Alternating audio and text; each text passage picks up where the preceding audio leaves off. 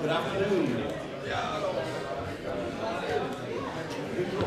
Good afternoon. Can we take our seats, please?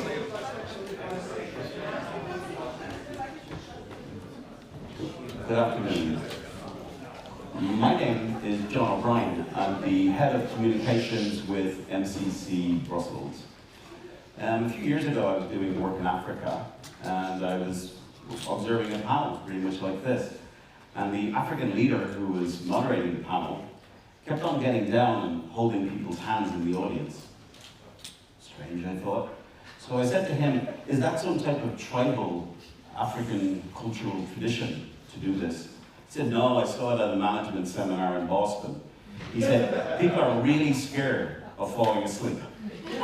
So I promise I will not hold your hands this afternoon, because we have a very interesting topic to explore that takes another layer off the onion of this conversation about multiculturalism.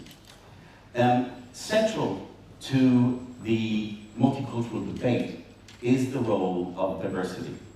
As a fact of life, diversity is unavoidable, unobjectionable, and often enriching.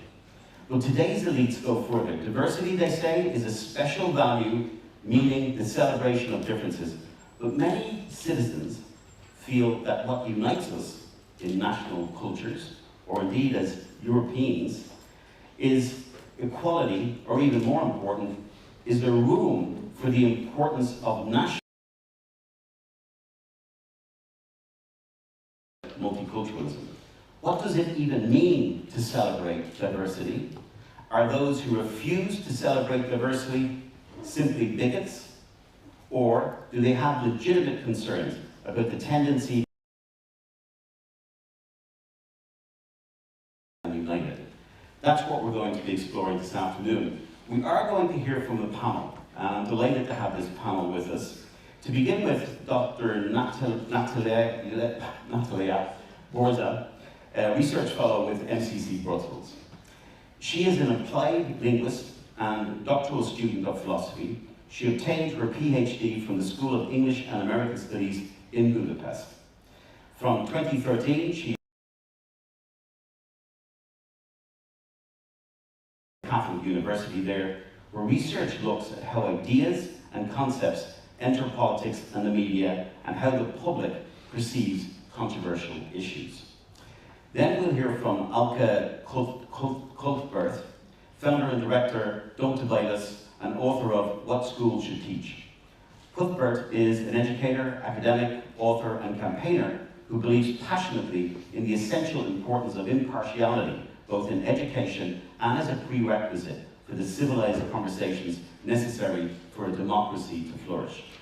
She became director of Don't Divide Us following 2 years as its founder lead on education, a campaign which she felt impelled to join as a counter to the type of fractious and one-sided discussions about race relations that were happening in the UK.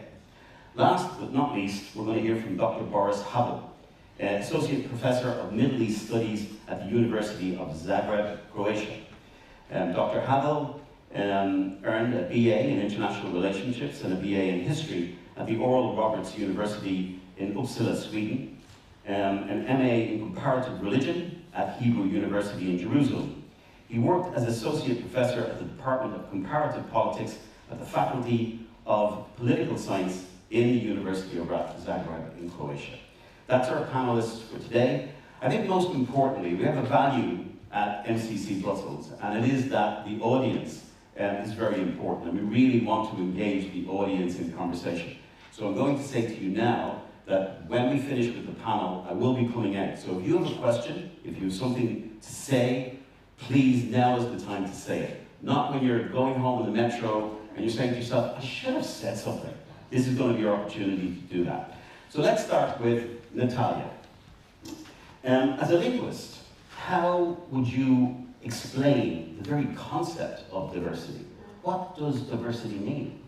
Right, so first of all, thank you for having me. As you said, I'm a discourse analyst, which means that I analyze written text and spoken discussions. And currently I've been carrying out a pilot study on EU documents, how the EU policies deal with diversity. I wanted to understand what diversity means there, what is explicitly stated and what is implied. And with my research, first I started out with to have a look at the concept of diversity. And actually this is a Socratic method. At first we want to clarify the concept so that we avoid misunderstandings. As just one person in the last session asked the panel speakers to clarify the concept of multiculturalism. I think it's very, very difficult, and it's the same situation with diversity. So if you have a look at diversity, diverse, if you go back to the etymon, so the origin of the word, then what you will find is something completely different from what we typically mean these days. Because this vertere in Latin meant that you that is you turn vertere away from, and not from anything, but you turn away from what is typically held as a norm in the community. So diversity had a negative connotation originally, because it meant that you want to turn away from what is accepted. So it was kind of synonymous with being treacherous, being wretched, or wicked, and even odd. So this kind of disagreeable and unkind characteristic give the ground to hostile meanings that we even have in military English when you think of the term diversion, which is diverting from what the accepted means of gaining your military aims is.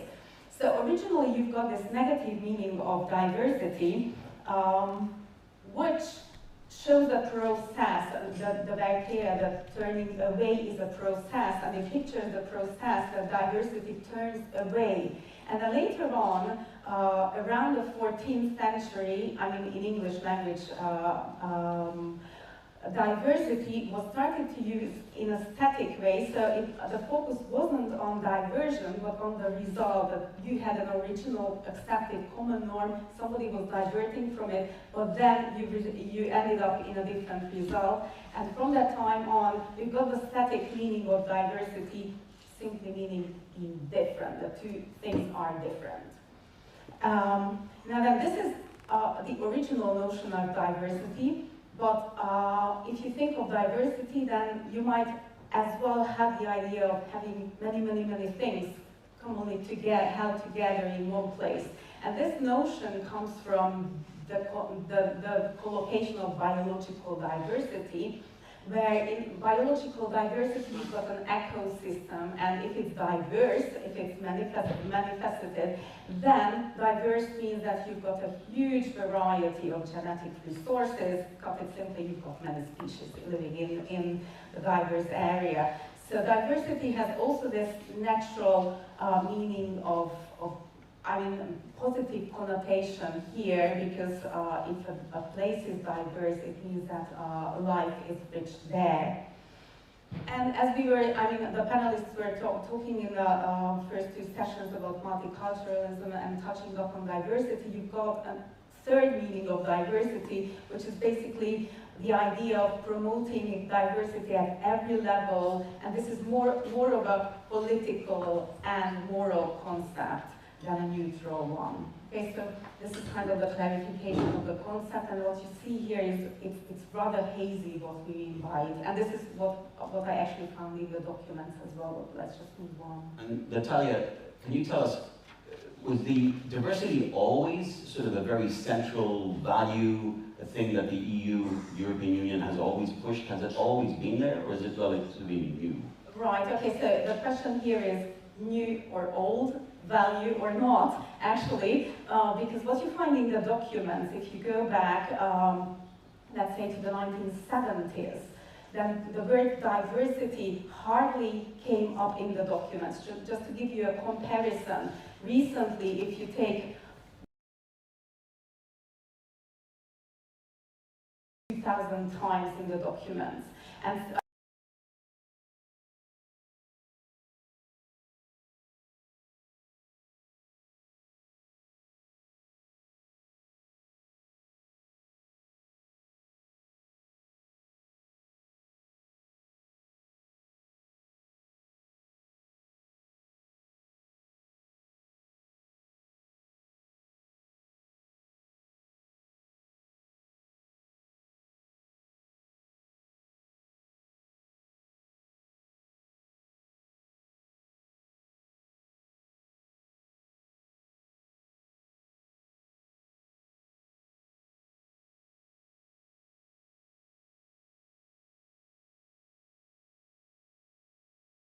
that the situation is too complex, the situation is hard to handle, or the situation is not as simple as it should be. So in the EU documents in the 1970s, what you find is diversity should be avoided, because it gives us complication, it gives us a situation which can be abused, and actually there were law cases when the argument went that if there hadn't been diversity, the abuses, the mistreatments hadn't happened.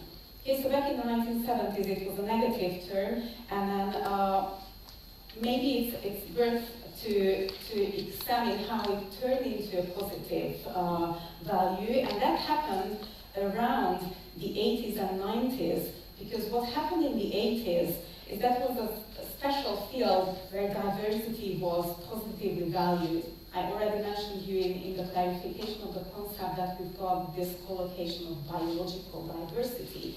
And back in the 90s is the time when the maintenance of natural conservation was very much important issue, and the United Nations adopted the Convention on Biological Diversity. And obviously this is something positive. This is something that we celebrate, and we want to have natural diversity.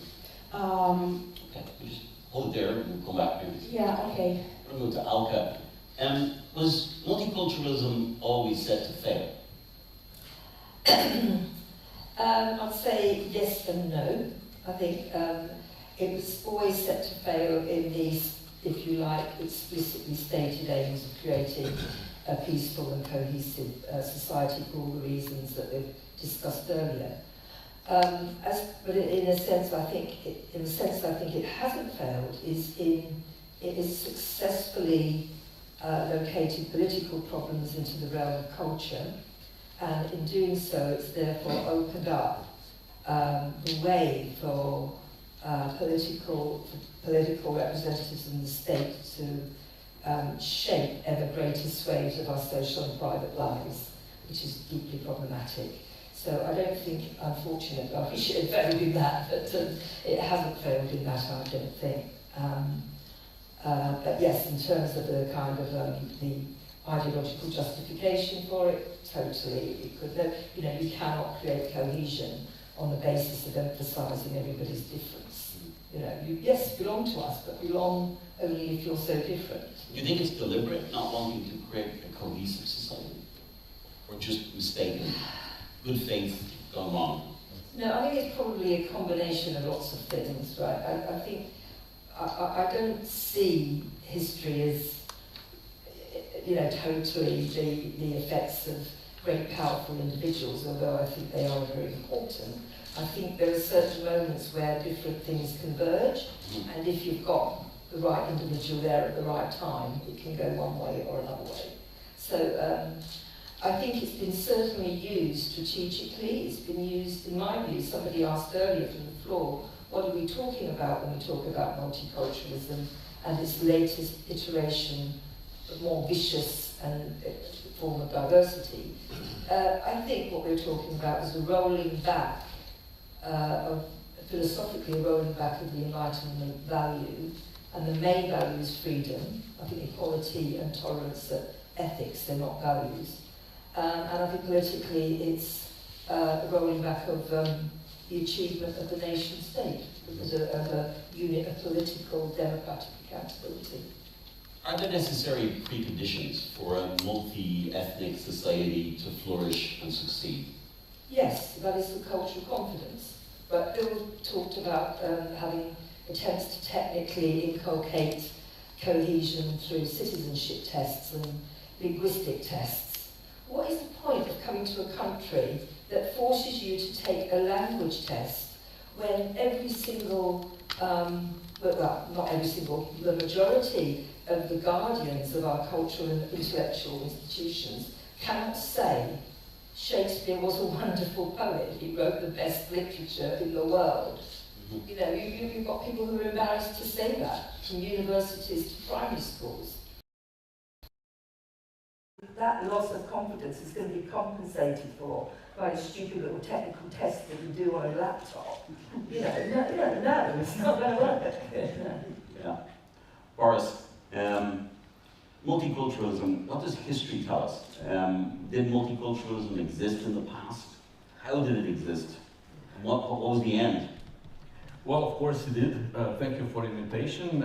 I come from Croatia. Actually, in Croatia, we do not have so much multiculturalism, not woke ideology, not political correctness. So you guys from the West, if you ever get into trouble because of what you said today, and you need to find an asylum somewhere, please consider Croatia, okay? Now why? We've lived in a multicultural state for 72 freaking years. It was called Yugoslavia, and it failed miserably. And we had a war of 5 years to get ourselves rid of that multiculturalism and the greater Serbian aggression. Now today in Croatia, out of about 150 parliamentarians, 8 belong to minorities, but they feel great in Croatia. We are like 87% Catholics, and the rest, Serbs, Muslims, Czechs, Slovak, Hungarians, but most of them born there and sharing the same culture. So Yugoslavia was a terrible example of multicultural experiment, miserably failing economically but worst of all, in form of human lives. Only in Croatia, it was 20,000 dead people because of its unwillingness to dissolve peacefully. But what you were probably aiming at when you asked me this question is that I pointed out earlier in our conversation that there is actually a great example in history when the first time in recorded history a persecution of a religious minority started. It started because that little religious minority refused to adapt to multiculturalism. Now, multiculturalism sounds good. You know, if you're young, you are just about to engage school and your friends, and you want to be inclusive and tolerant and whatnot. And of course, the idea itself has been presented as pacifist and as pacifying. But lo and behold, the first empire who tried to impose multiculturalism was the Greek Empire. And they did a great job. They really introduced elements from other nations and created an eclectic new culture which was to a great benefit and blessing to many people. It was really, in many sense, wonderful. But there was one people who said, good for you, we don't want it. And those were the Jews. Now, the Jews did not try to undermine multiculturalism that the Greeks were offering to the Seleucid and other empires that they created at the time. I'm talking about mid-2nd century BC, okay? The Jews did not try to undermine it. They just said, it's not for us. We want to, we have our way of life, our language, our culture, our God, our temple, so, just go about doing your business and we're happy for you. But what happened instead is that the Greeks turned against the Jews as intolerant because they would not tolerate tolerance. And this story is recorded in the book of Maccabees. And guys, if you did not read it, please do. Because it's a great example of what we may fear from these recycled ideologies in near future in Europe. Thank you, Boris. Boris, if you were to go to sort of the genesis or the heart of what the problem is as you see it today, or the solution, what would that look like? Well, that's a tough question. We've got one if you can answer it. Okay, now the problem. Okay, somebody mentioned the elephant in the room. When it comes to multiculturalism in Europe, I see as main problem jihadi Islamic enterprise of conquering Europe, trying for the third time actually. You probably know that Charles Martel repelled it back in 732. Croats and Hungarians repelled it, the Turks in the 16th century. And now they're coming in another way. So jihadi Islam is, in my understanding, the worst thing that is happening. But now let's just let me take a step back. Now, as we share common, most of us, Judeo-Christian culture, civilization, and part of it is to be self-critical. Okay, so self-criticism is a good thing. It can go too far, but it's a Jews introduced. They canonized, they're the only people who canonized their critics. If you read the Bible, prophets all speak against Israel, right? Now, let's be self-critical. Young people coming from the most conflicting area in the planet today, which is Middle East and Africa. Okay, young people coming with strong identities, strong religion, strong culture, strong, language, everything is their family, clan. Now they come to Europe, okay, and many of them could be in search for a better life, also spiritually, intellectually, and ideologically. And whom do they meet? At least when they come to the West, here. They meet people who do not have any special position, they don't have national identity, no religious identity, no ideological identity. They freaking don't know if they are male or female. Now, if I would be a migrant from Syria, I would search for my identity somewhere, and Muslim Brotherhood is right there, giving it to them, right? So, Okay. so this is the problem part. Okay. Thank you. Alka, I'm not going to ask you for their solution, but what type of ways could we approach multiculturalism without building bigger walls or forced integration? What type of mechanisms could we use to try to address some of the tensions around these issues? Well, I think I'm a big believer in, I think there's two things you can do, two strategies. I think the one that is used most often in public discourse is the critical one, which is quite right. We have to criticise it for all the reasons that we have been doing. But I think the more difficult one, but equally, if not more necessary, is a constructive one.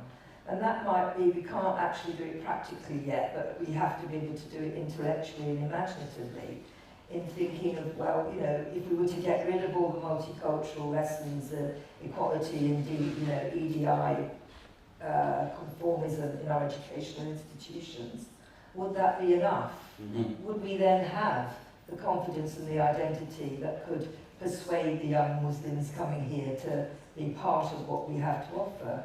I think not, because I think if we'd have had that, we wouldn't be in the position that we're in. I think there was a prior problem of the sapping of what was vital, what was fantastic, what was liberatory, what offered emancipation to everybody. The sapping and the deliberate turning away from that and offering us measly technocratic means and pathetic, intellectual content in education, which is my big thing. Is it too late then to roll back that tide? No, I don't think it's too late, John. We wouldn't be here if it was too late. Obviously, no, it's not too late. We might not win in time. There might be severe losses, more losses to be had, but there's beginning to be, people are beginning to speak out. People are beginning to push back. So I'm quite optimistic. And Braverman's comments the other day, mass immigration presents an existential crisis to the Western civilization. Do you go along with that? Okay, right, now this also speaks to what you said and what I think Jose said in response to Bill earlier. Yes, the young Muslim jihadi is not great for security in Britain, right? It's not great for cohesion. But in Manchester at the Ariana Grande bombing, right, we had this young jihadi with a rucksack. So he was the problem, but he was not the only problem, or even necessarily in that situation the main problem. The main problem was the fact that at least one other security person saw that person, recognised or got suspicious, but felt unable to speak out. And they felt unable to speak out for fear of being labelled Islamophobic. So the problem there, and to what I'm saying, I think we need to be very careful, because it is very easy for our opponents and the majority to label us as xenophobic, far right, blah, blah, blah, blah, blah. And so I think we need, and I think it's also just more truthful. I think it's actually a more accurate picture to see the problem. The problem is not just the Muslim jihadis, that they are. I'm not suggesting a softy approach or anything, but we need to recognise the problem is also with ourselves, as that case shows, I think. Natalia, what type of things could we put in action to begin to address some of the challenges that multiculturalism is posing for us?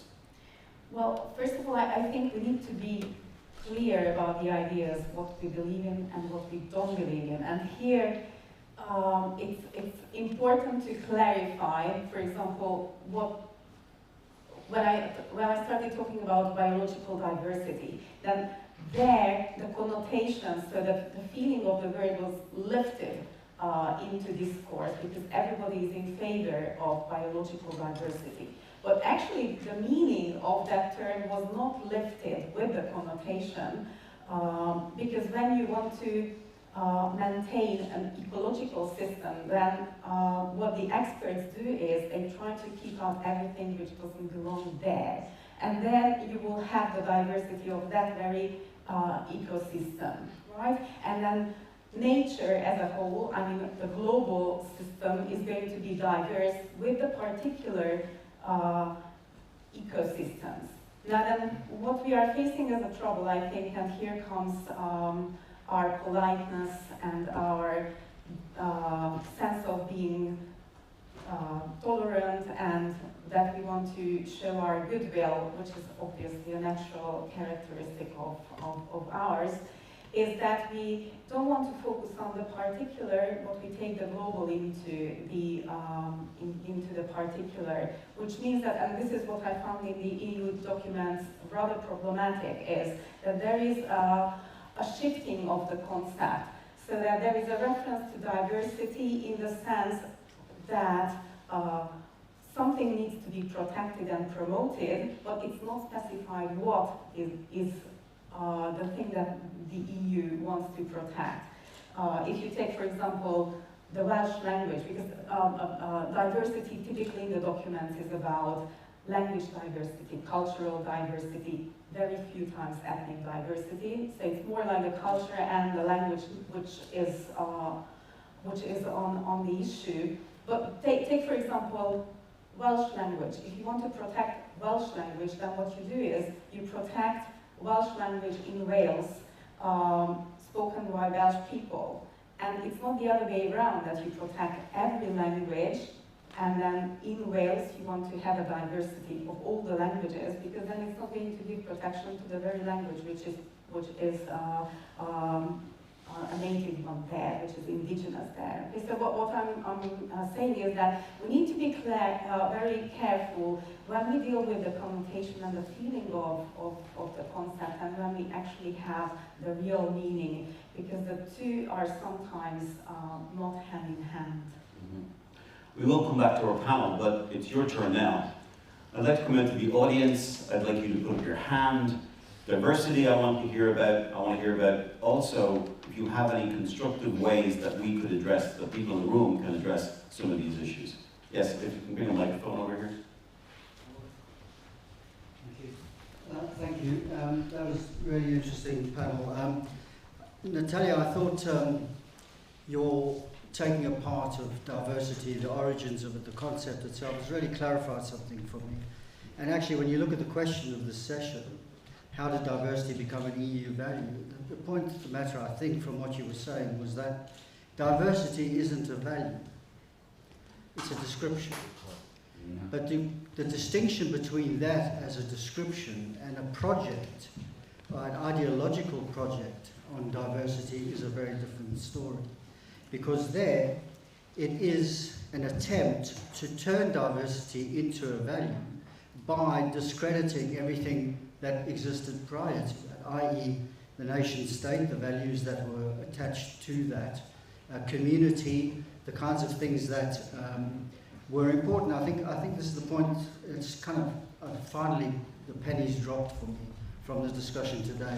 It really goes back to the point that I think Frank made in one of the contributions, that the whole project is very much geared towards discrediting the concept of the nation state, and that's really what's driving this. And when we talk about diversity as a value, that's what we're talking about, as a counterpost to the value of national identity, national consciousness, or whatever. And I think it's really important for us to understand and insist that we're not talking about a value, but a political project.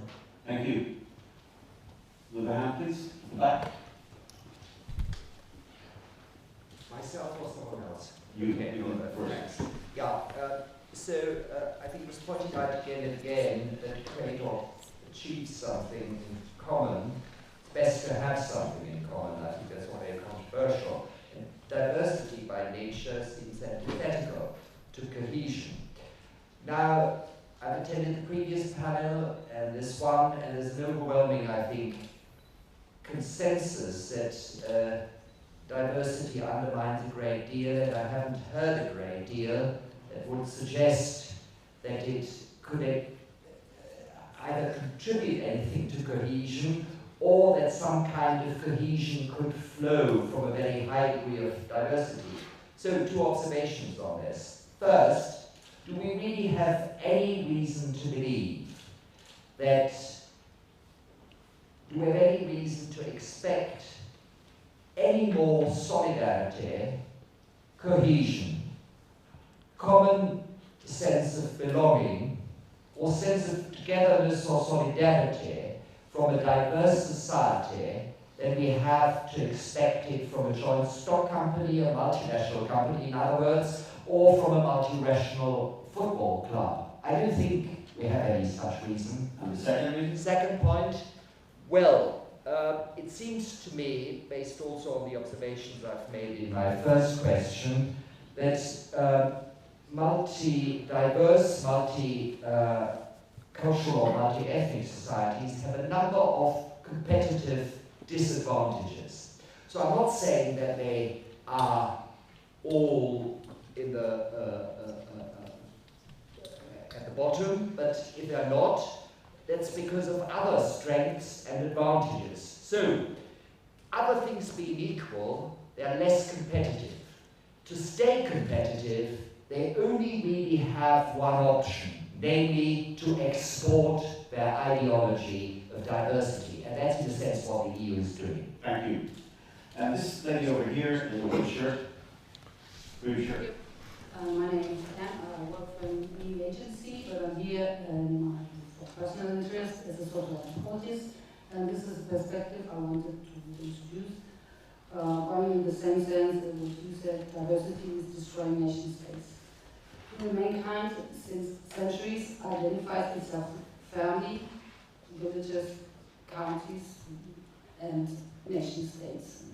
So we belong to ethnic groups of multi-ethnicity has always existed, contrary to multiculturalism, which is a new word in a way. So you cohabitate in a country or in a county with other ethnic groups, and you dress the same way, you have the same language, you might get into fights, but you belong to a tribe, to an ethnic group, and this is your identity. And what happens nowadays, this forced introduction of mixture of ethnics, of different countries, languages, religions, in the name of a multiculturalism, it's just a mix that makes the head spin. You lose your identity and you lose your belonging to a nation state. It makes you fragile.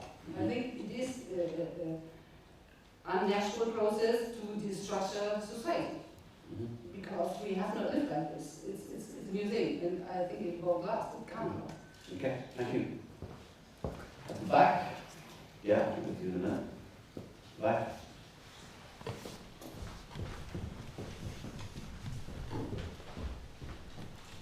Thank you. I just want to have a quick question because I think diversity is much more than a value. It seems to be the tool that's going to solve all our problems. You know, it's going to solve the economy or your business if it fails. It's probably just not diverse enough. Or the university as a business, it's not diverse enough. So how come diversity is now an economic tool? And you've seen this out of the great salvation, out of our recession. You know, how does this connect to this kind of diversity as a value that we should inherit anyway? Okay. Can I hear from someone who hasn't spoken already? Yes, there we are.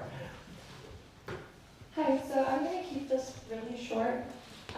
Basically, the panel consensus for the previous 2 panels has been that we don't have a strong enough cultural identity in Europe or in any Western country to appear attractive to immigrants coming into these countries. So I was wondering, in the same note that multiculturalism and education became very popular, is there any way that education could be used to create a stronger national identity, a stronger sense of patriotism, and what would that look like? What do you, before you give away the microphone, do you think education could be used in that way? Yes. Okay, thank you. And this gentleman up here. Thank you. Multiculturalism, diversity, wokeness, LGBTQ and every other letter of the alphabet, I have the impression, and I don't know whether it is an invisible hand or just coincidence, but what certain forces in society are doing is to fragmenting our self-esteem, and by doing such, our society in such a way that I don't feel I don't have anything in common anymore with my neighbor. And in such a way, I'm becoming a sitting duck for a certain ideology that forces that diversity upon me. So, what do you think you can do about that? I have no clue. That's why I'm here. Okay. Well, let's get some answers. Yes. Yes. There. Sorry. Yeah. My name is Mr. Schenk, and I want to disagree a bit with the gentleman here a bit, because you say that multicultural societies have a structural disadvantage, and I would say it depends on what kind of diversity we are talking about. You mentioned Switzerland. I think Switzerland is a good example for good diversity because you have a certain amount of competition between the different ethnic and language groups. And also, Mr. Boris also mentioned that Croatia could be a good example nowadays. But there is also bad diversity, which is like a politically enforced diversity from above as a tool to destroy something else. And I think we need to introduce some distinction between these two kinds of diversities to propel the discussion a bit further. Would that suggest that maybe one of the solutions, leave the microphone, would that suggest that one of the solutions might be that people stop voting for politicians who are promoting a diversity that they find to be alienating? Yes, I mean it will trigger some kind of political backlash if people try to enforce diversity, that's for sure, because it's on the detriment of other diversities that already exist. Yeah. This gentleman here. Thank you so much. I'm a Hungarian journalist. And since we put in the land the EU and this multicultural problem, I was going to ask a more practical question. For example, if you look at the case of Qatar, there's no terrorism in Qatar. They have lots of money, and I was wondering if we might be overlooking something, that they might be outsourcing a certain problem, that they have these very people who are very strongly religious Muslims, and they can reach out to lots of people, and they might cause internal problems for these countries. So instead, they send these people to Europe, some of them, and they give them lots of funding to build up a network, and then just preach to those who get lost in these Western values, and or the lack of values, in fact. So this, we haven't touched so much yet, but are we victims of an outsourcing of a religious leaders program? Okay, thank you. Would anyone on the panel like to take any of those questions? And Alka, could we definitely address the woman's question there about could education be a way that we can rebalance things again? Well, yes, it could be a way if we decide to make education into that kind of a political instrument. But I would strongly argue against that. And the reason I would argue against that is because the value I hold most dearly is that of freedom. And if you make education into a political instrument, you reduce the scope for what is needed to create citizens who can think freely for themselves, make independent judgments. And that's risky. That's the risk that freedom has, built into it. Just like tolerance, you can't have tolerance without offence. That's why the diversity agenda goes very strongly hand in hand with protection. And that's why it's, you can't have freedom if you're going to be protecting everybody all the time. I think what the questioner was asking about is where could that type of conversation happen? Many people feel that it's not happening in the media, for example. Is there other mechanisms, like the media seems to be one vision, one voice these days. So is there other mechanisms about where we can have that national, international conversation? well, places like this, maybe. Yeah. You know, there are campaign groups, the one I'm involved with, beginning to have conversations outside of the traditional conference circuit, for example. And I think it will be a case of personally, I think we'll have to set up more kinds of initiatives and spaces where we can have these discussions, because I don't think the mainstream will allow it. I don't think they're confident enough to allow that yet. I don't think we should underestimate the importance of what we've just said, that having conversations, people here in this room, going out and talking to other people who maybe you've not spoken to before about these issues, even family and friends. I think that that's an important element of bringing about a conversation that can lead towards some type of change. Boris, any of the issues that were raised in the audience that you'd like to pick up? Well, there are several, and maybe I would also like to comment a little bit on the issue of education. Now, when we speak about multiculturalism here in the West, basically we speak about two spheres. One is social and one is security. Now, the social part can possibly be solved through, removal of welfare industry for a while. So I won't go there. But when it comes to security and what you've asked about the Qatar, and it's a great question. I think Imam Tawhidi recently has greatly answered to that question. You can Google him. Now, what is the West doing wrong in the aspect of education and meeting the security challenge of multiculturalism? And I think you hinted it when you mentioned the terror attack, to which nobody reacted, even though they could have. Namely, look at this. Europe has a great tradition of Oriental studies, which ended somewhere in the first half of the 20th or mid-20th century. Or somebody would say after Edward Said wrote his pamphlet, Orientalism.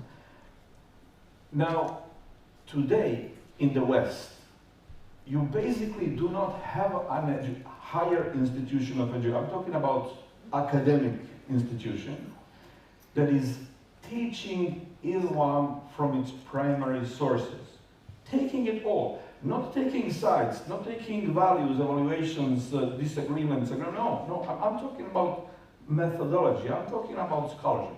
Today, in the Western Europe and also America, you will hardly find a study of Orientalist studies in which the theory of jihadism has been studied. What is the theory?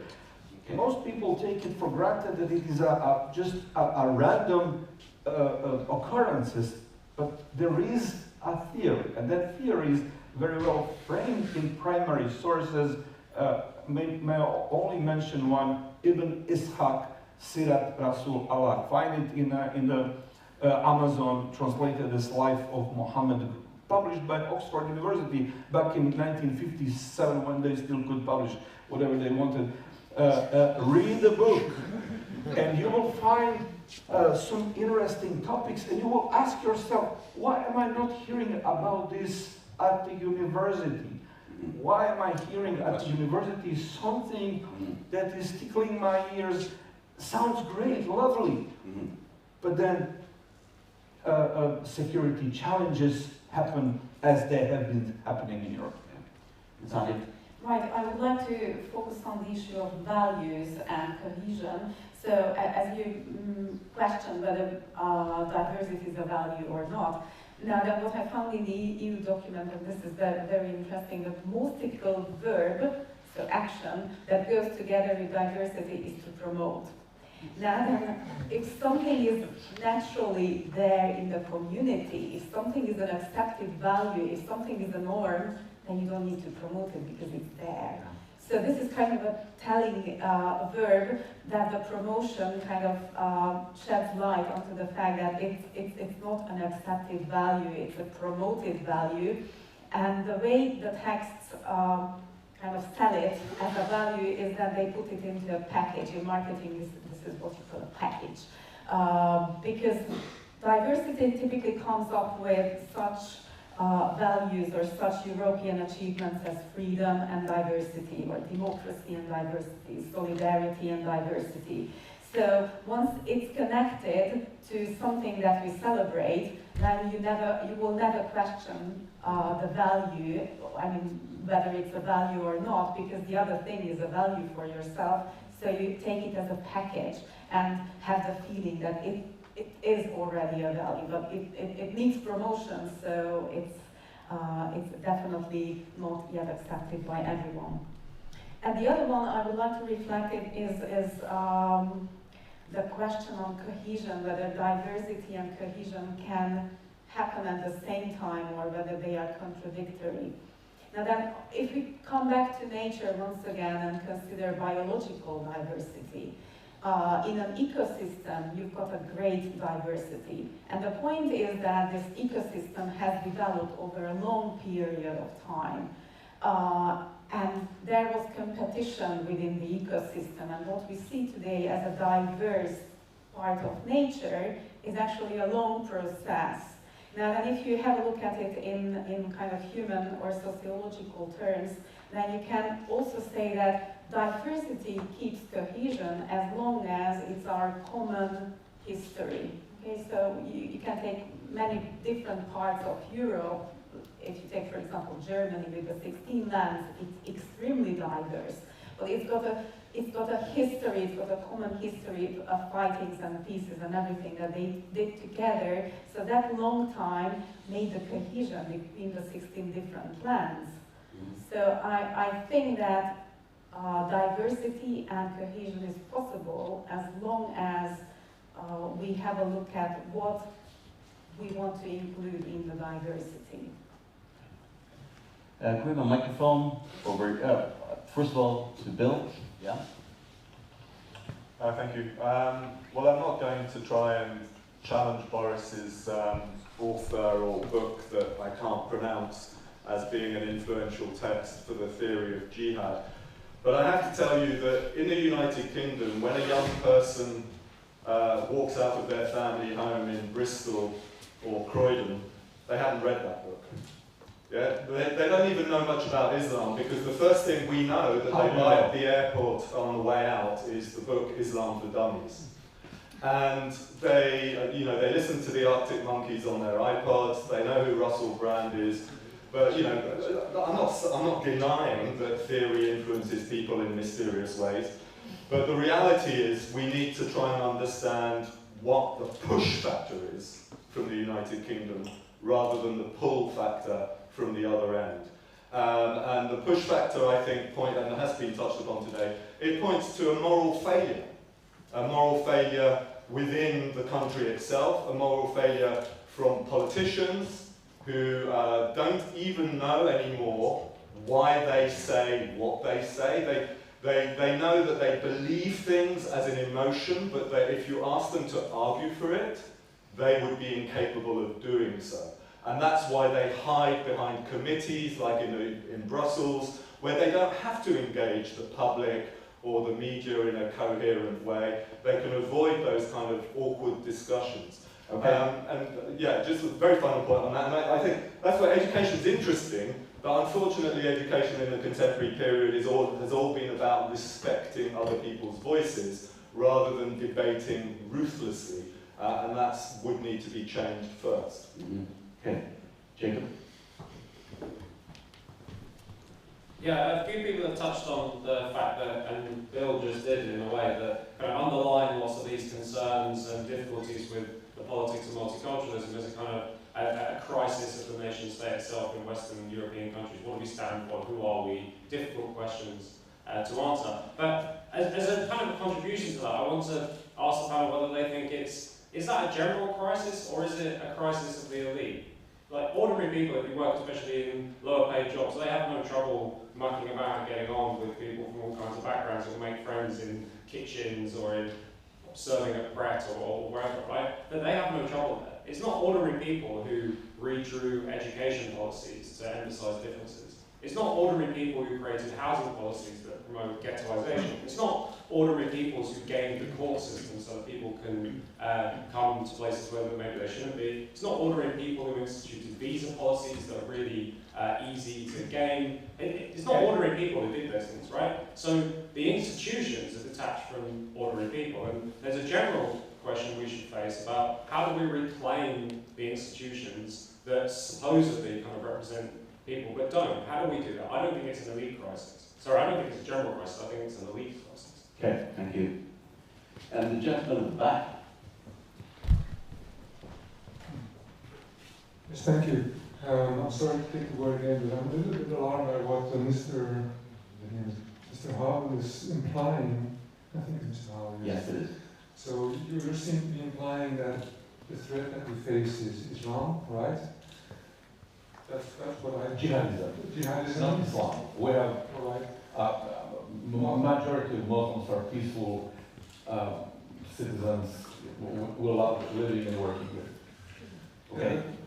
First of all, people who like nation states forget that nation states don't exist for even 200 years. Before, people lived in the kind of European Christian culture which was dominated by Latin and so on. So the nation state is very young. So saying that this is now our anchor is to me a little bit strange, to be honest. And then I'm also wondering if the real threat, and this is what someone else implied, this is also what the lady implied, what the lady in the middle implied. What I'm noticing in my life is a lack of humanities, you know? So people are looking on the smartphone and they're swiping around, and I don't have a problem with it. But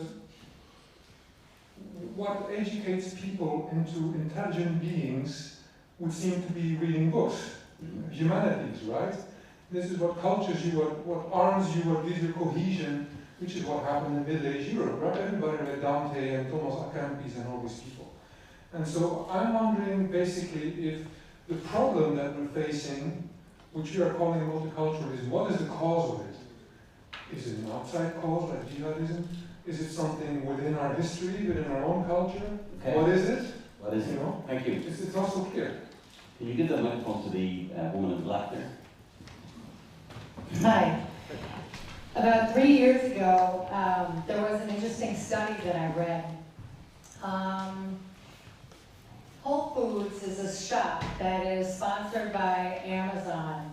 And they did a test where they ran a heat map about which stores are doing better than others, and it came down to a number of factors. One of them was diversity. And what they found was the shops that did very well had a coherent group of people, and the ones that hired more diverse populations had higher profits. And they used that knowledge to then implement it throughout Whole Foods. So I guess what we see by that concrete example that doesn't have much to do with education or other things that we've been discussing on a kind of more abstract plane is that this information is out there and it is being used to atomize social units, and it's forming a different kind of cohesion, a kind that's based on mistrust, because you have no way of kind of collectively unionizing to advocate for your own interests or that of your cultures. Thank you. You're next. You're next. It doesn't work. I've been part of several Erasmus programs, and the question that I wanted to propose to you is more of an advice seeking, because I'm 24 and diversity has been an environment which surrounded me for almost 4 or 5 years in the university level. Diversity of student groups, student initiatives, people from all countries gathering together. And the question that I would have is, why is our culture worth preserving in an age where being exposed to new principles, new ideologies is an exciting thing? Of course, it can have its dangers, but why is it worth preserving our cultures? I'm not saying that I have a clear idea on this. I think I do, but I just want to get something tangible from you. Okay. Over here, microphone. Raise your hand. Yeah. Just wondering what the panel think about why it is that when we think about diversity, either as a value or a description, it's become so concentrated on the ethnicity, race, or skin colour, rather than a whole range of other things that could be diverse. So we have lots of discussion about getting workplaces to be more diverse in terms of ethnic background, but much less about getting them to be diverse in terms of age, or in terms of educational qualification, or in terms of social background, or any of the other things that you could say contribute to diversity. So it seems to me it's a very specific form of diversity rather than a broader one. Okay, I'm going to come back to the panel. Let's start off with you, Alka. Okay. Okay, there's really interesting questions here.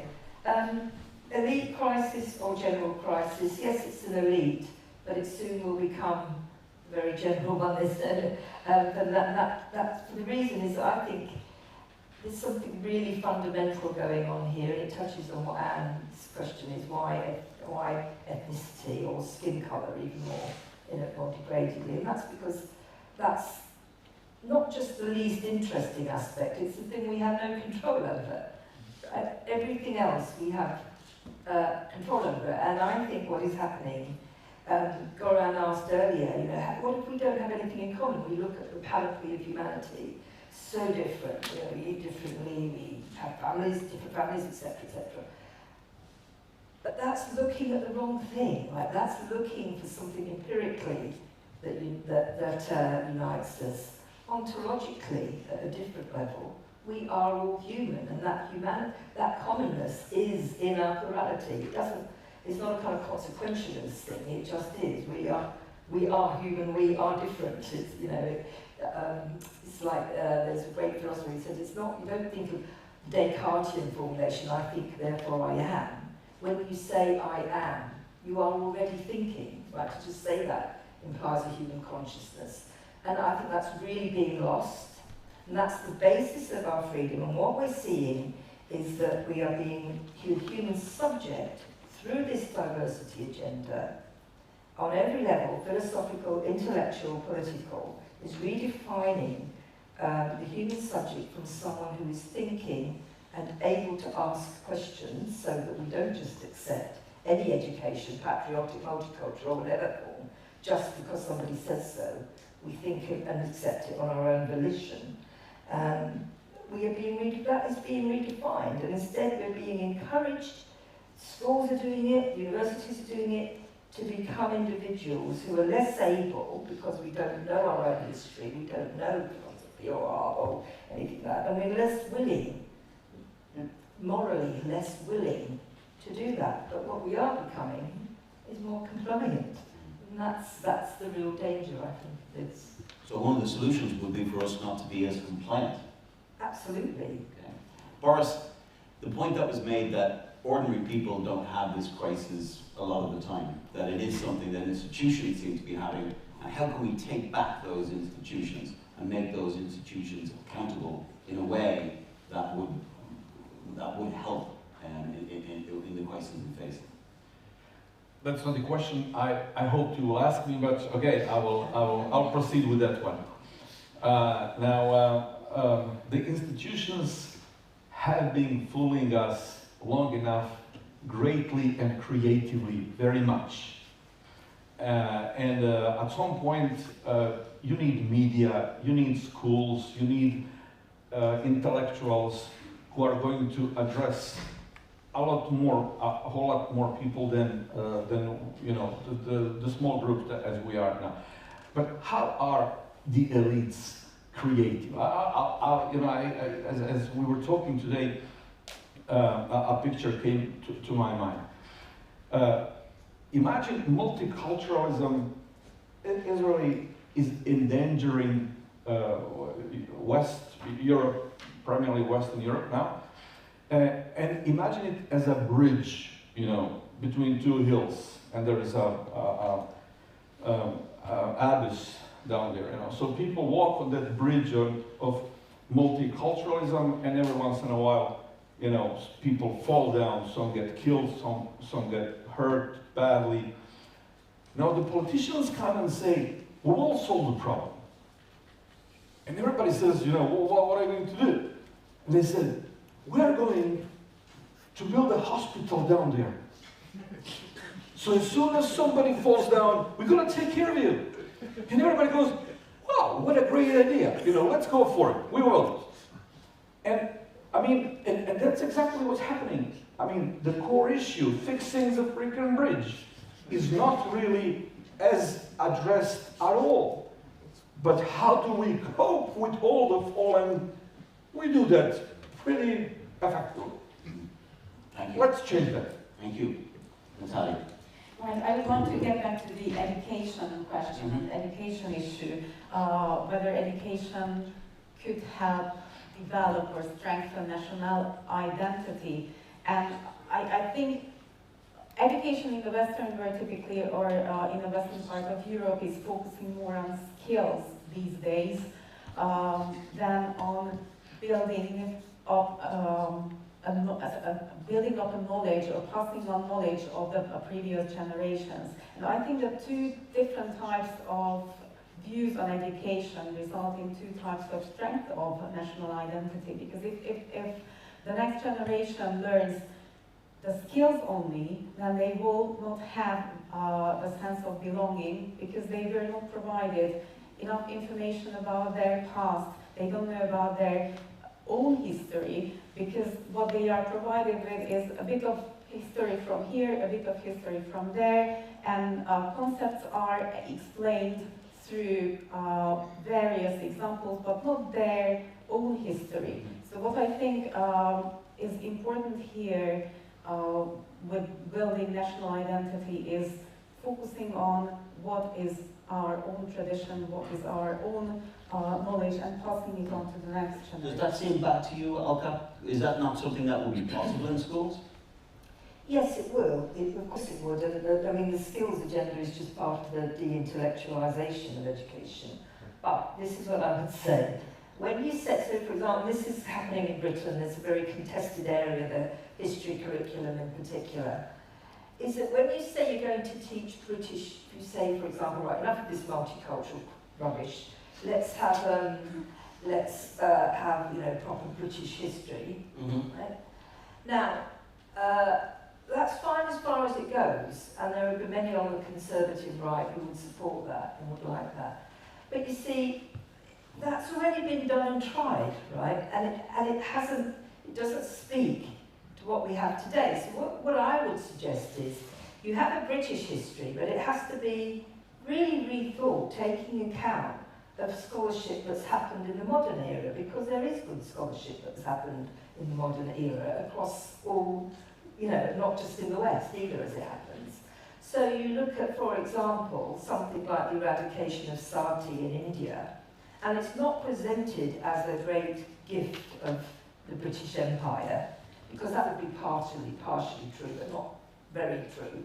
And you don't present it as, you know, a kind of something just that happened within India, because that would also be very partial. If you look at just take that example, a much fuller historical account would be one that traces the interconnections, the inspiration that someone like Manhammad Roy got from his interactions with the British in India and came to Britain to agitate for political support to destroy that practice in India, which was a progressive thing. So that's what I mean about improving it. So you're not against the idea of using education in order to inculcate information within the population? It's knowledge, that's thinking. Knowledge. It's engaging. But you don't want it to be politicized? No, I mean, you know, we're arguing that we don't want the multiculturalists to politicise education. Yeah. We have to be examples of what we preach, I think, here. I don't think we can use the same methods. Yeah. Okay. Here, microphone here. Thanks very much.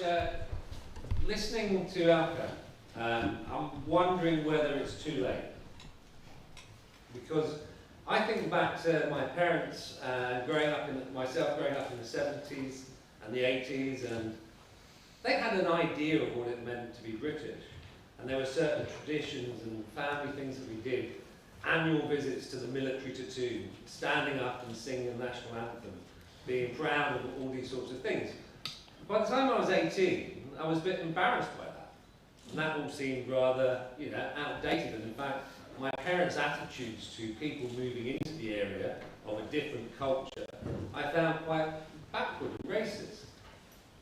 Today, they would just about remember what it meant to be British then. They wouldn't have an idea of what it means to be British now. Okay. And so my point is, and my question is, and if you take London as a prime example, it's actually really not part of the UK anymore. Mm-hmm. Thank you. Yeah, it's an independent city-state. So how, when things have gone so far, how do you have a sense of what it means to be British? Got the question. So, this lady here first. Very briefly, okay? I'll be very brief, yeah. Good.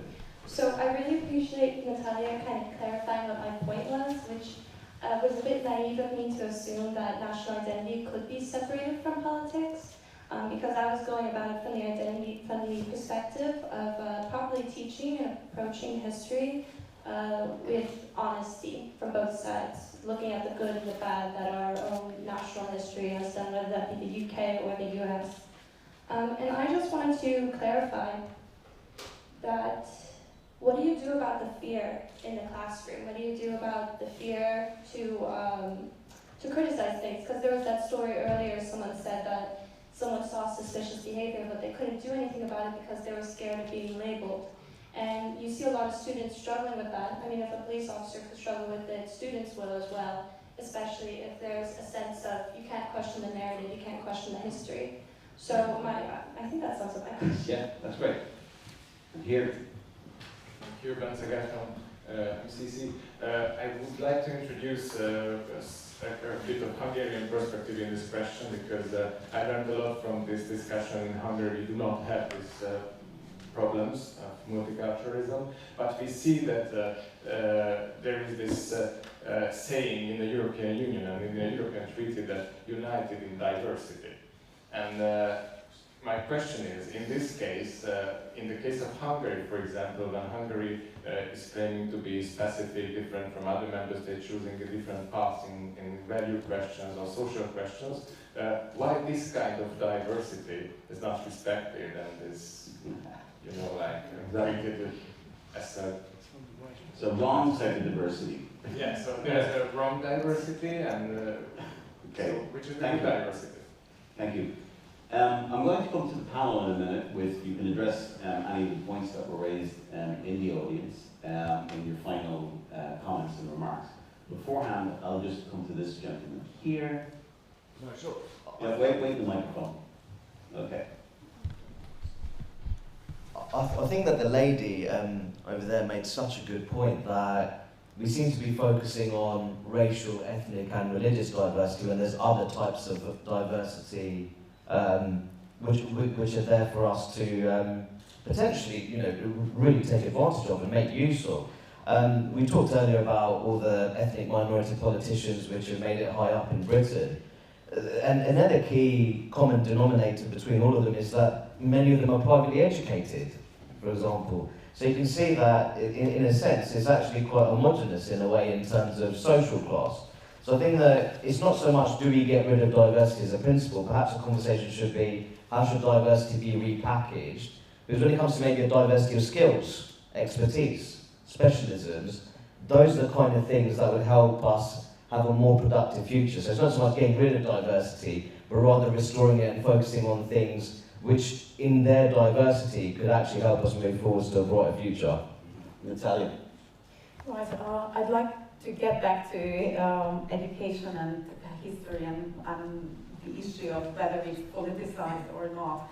I think it's the first thing is that history should be taught.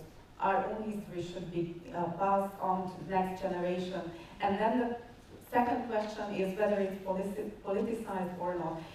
In Hungarian history, during the years of communism, we were not allowed to talk about many parts of our history in a manner that we are free to talk about these days. And still, we've got my generation and the older generation who lived during communism. Still, we have a sense of continuity of the Hungarian history because we talked about it. Okay, not in the manner that we accepted it these days. Several periods were especially problematic, but at least we still have the sense of continuity, so it was never broken. But once history is not taught because there is a fear of being politicized, then the next generation will not get this sense of continuity, and once it's lost, I'm not sure if it will be ever be able to pick up, because it's something that needs to be passed on from the living generation to the next generation. Thank you. Okay, so I'm going to be a bit, go back on what, I'm all for education and the importance of it. I think you're right, it isn't taught in Britain. It's not even a compulsory subject, and when it is taught, it's modularised and it is utterly incoherent. I think that should be changed. The government's had a commission that's been sitting on its backside for about 2 years trying to come up with something, and it hasn't done. And that's because they're just too scared to make a judgment on it. But I do think you can overstate the case, because I don't think you get the sense of Britishness, or that somebody was talking about. Education is hugely important, but it's not the only thing, right? It's when you go outside, it's the things that are celebrated in the popular culture. It's the way your political class addresses its people. If the political class addresses you as if you are, continually addresses you, I'm not just saying be nice to me, but continually addresses you as if you're something to be managed, to fit a preconceived conclusion that they have decided some outcome, then it kind of saps your will, right? Is it too late? I don't know. I really don't know. I don't know. But I have hope, because when I talk to, sort of, for example, mixed race young people, not even just necessarily mixed race, but I happen to have spoken to quite a few mixed race people, they're actually really pro-British, right? They actually, you know, they've kind of gone back, they're quite au fait, but quite uncomfortable with like going back to one place that they come from, appreciating and not appreciating aspects of that. But they're bloody glad, they're very glad to come home to Britain, so there's something still there. And Boris, briefly, finally. Well, the many issues we tackle today, I am a firm believer in nation-state as a most natural framework for anybody's fulfillment. And in that nation-state, in Europe, we should pass on our values, Judeo-Christian values, but main thing in those values is human life. And that is something very precious we should pass on. I think we're so far very cautious with it, this very, like walking on eggs, not to hurt anybody. On the other side, the other side is rapidly changing this society to the worse. There are 3 fields in which you change society in the next generation or 2. That's education, media, and law. In those 3, multiculturalist elite is definitely far ahead to what any alternative is, and that needs to change: education, media, and law. Thank you very much. And thank you very much for a very stimulating discussion. Thank you for your participation. We're going to have a coffee break now for 30 minutes. But beforehand, I would like you to give a round of applause and thank